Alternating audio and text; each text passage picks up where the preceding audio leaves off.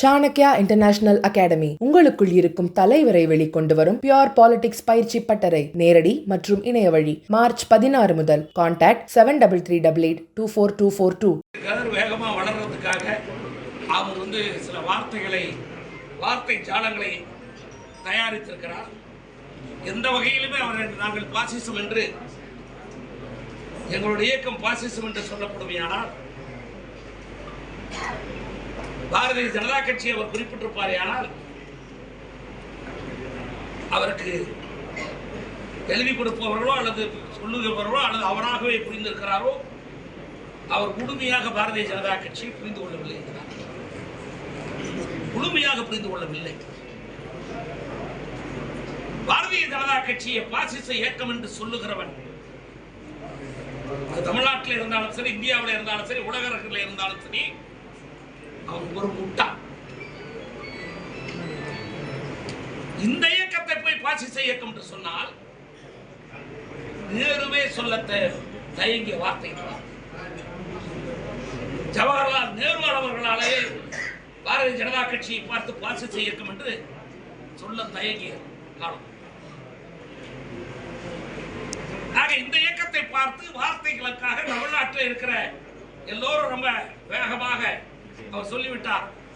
ஊருக்கு கிடைச்சும் புல்லா கோயில் தாண்டி என்கிற நிலைமையோடு எவனை எடுத்தாலும் சரி பாரதிய ஜனதா கட்சியை சாதாரணமாக எள்ளி நகையாடுகிற போது புரியாளர் இருப்பானப்பா, மோடி இவ்வளவு தூரம் எதுக்குறார், உலகமே போட்டுக்கிற மோடிய இவன் எதுக்குறான், அப்ப இவன் பெரியாளர்.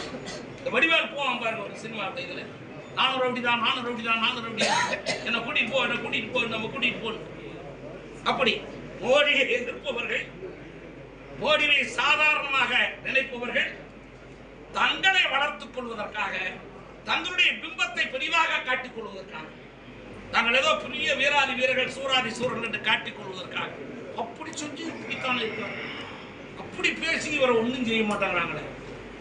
ஆனா எங்கேயாவது எவ்வளவு ஒருத்தர் வழக்கு போட்டானா, மோடி போட்டார் வழக்கு, ரெய்டு விட்டார் ரெய்டெல்லாம் விட்டு எல்லாம் பண்றதா இருந்தா இவங்க எல்லாம் எங்க இருக்கும். எவனா இருந்தாலும் சரி, பாரதிய ஜனதா கட்சியை பொறுத்தவரை ஆட்சி அதிகாரத்தை பயன்படுத்தி எதிர்கட்சிகளை ஒடுக்க வேண்டும் என்ற எண்ணம் எந்த காலத்திலும், அதுவும் குறிப்பாக எங்களுடைய பாரத பிரதமர் நரேந்திர மோடிக்கு கிடையாது.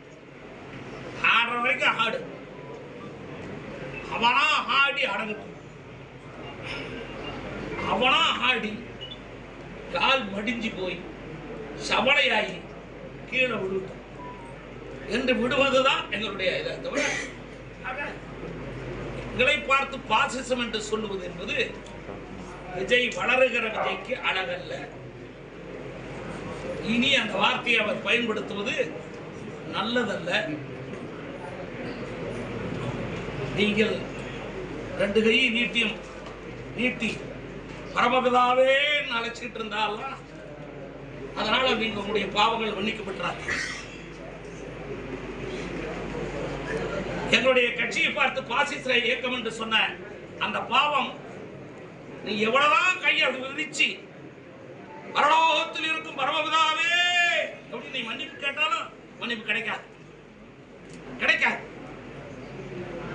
நிச்சயமா கிடைக்காது. திருந்திக்கணும்.